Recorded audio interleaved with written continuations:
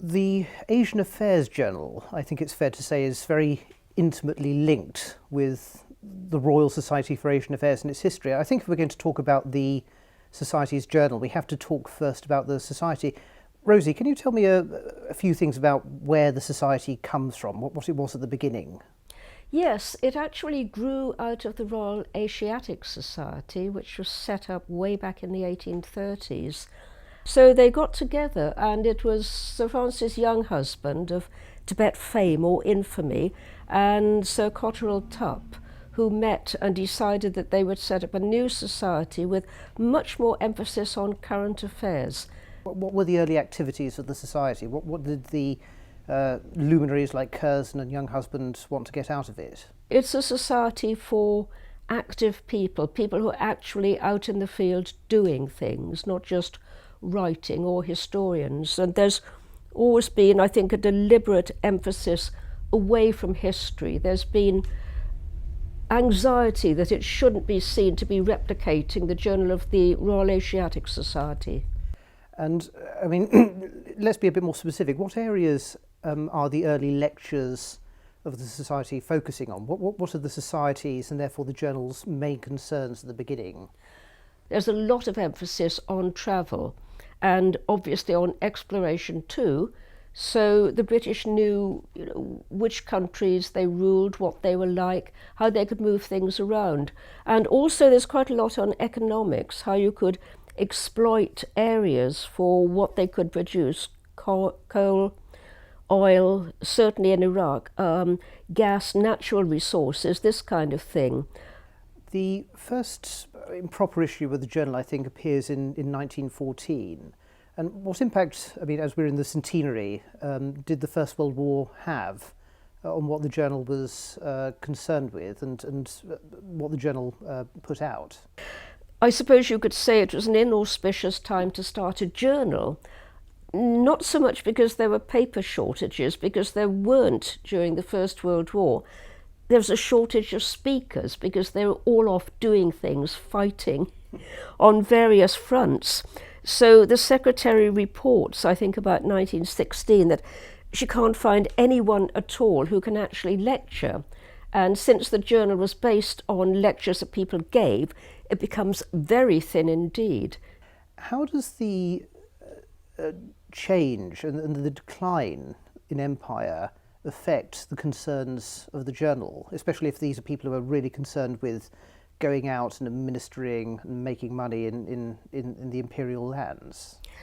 It's interesting because I think there was a kind of, how should I put it, a sort of feeling that independence, certainly for India, wasn't going to happen. Perhaps people were fooling themselves, but you get no sense of that at all. Certainly in the 1920s, what people are much more involved is with the breakup of the Ottoman Empire and how Britain now has the mandate for Iraq and Palestine. And interestingly enough, what they try to do is to impose Indian administrative systems on the Middle East. And of course that doesn't work. There's also later on the spectre of Israel, and to be perfectly honest, there's quite a lot of anti-Semitic feeling in the Society and in its discussions, and people are saying, it's a threat, the Jewish threat, which to us, looking back at it now, it is really quite unpleasant, but that's how people felt at the time. There's always been in the Society a pro-Arab, I'd almost say a pro-Islam ethos about it. I mean, looking at some of the back issues, you can see that Islam is something which does occupy the interest of the lecturers and hence the articles which are published. Is there any recurring theme? What you've got to remember is that Britons, Englishmen in particular, were always fascinated by the Middle East, by dressing up in native dress. You only have to think of Lawrence of Arabia, who was a great hero of the Society. He wasn't actually a member, but if you look at some of the things that were written about him and the fact that the Society then set up a Lawrence Medal to be awarded, it's a kind of almost schoolboy romanticism, romantic heroes, even young husband. Who are the other great explorers of more recent times that we see in the journal and talking to the Society? We have a huge number of maps where people are plotting out their routes. And as you probably know, St John Philby and Bertram Thomas were the great explorers there. And we have some of their maps. And that strikes me as interesting. But now, if you consider it today, how many places are there to be explored on foot? Virtually nothing, because everything has been mapped and Googled out of existence. So there's a perceptual change. We can't omit speaking about Sir Wilfrid Thesiger, another great Absolutely. member of the Society. What were his contributions to the journal? Not so much actual articles. He was a rather shy and retiring man. And I think what's interesting is that when he did write, he wrote very, very simple prose. He and St John Philby didn't get on at all. There was a lot of jealousy. In fact, Philby was even jealous of Lawrence and made some rather cutting remarks in letters. I think there was one occasion where Sir Wilfrid Thesiger did speak to the Society. I think it was on his 80th birthday, and I think there's a story after the lecture where he describes his explorations, and he's asked by someone in the audience, "You haven't mentioned women in your talk," and he replied, "I didn't see any." I think actually that stands in contrast to the Journal of the Society, because it seems to me that, contrary to what one might perceive, women made many contributions to the early period and female explorers. Can you point to anyone who might be of interest? Women were treated rather like honorary men if they did do things like exploring. I'm thinking particularly of Professor Anne Lambton, the great Persian scholar, who did talk and lecture to the Society. I mean, it's interesting that the first editors of the journal were women, and they were secretaries at the Society, and they simply took on editing as part of their secretarial role. And it wasn't until the 1960s that you find the names of the female editors actually published in the journal. There were lots of other characters, I think, who spoke to the Society. Are there any others that particularly stick in your mind that were in the journal? Yes, someone I've always had a great admiration for was Mildred Cable, the great missionary, who, despite rejections and virtually nobody becoming converted to Christianity, still went off into the Gobi Desert.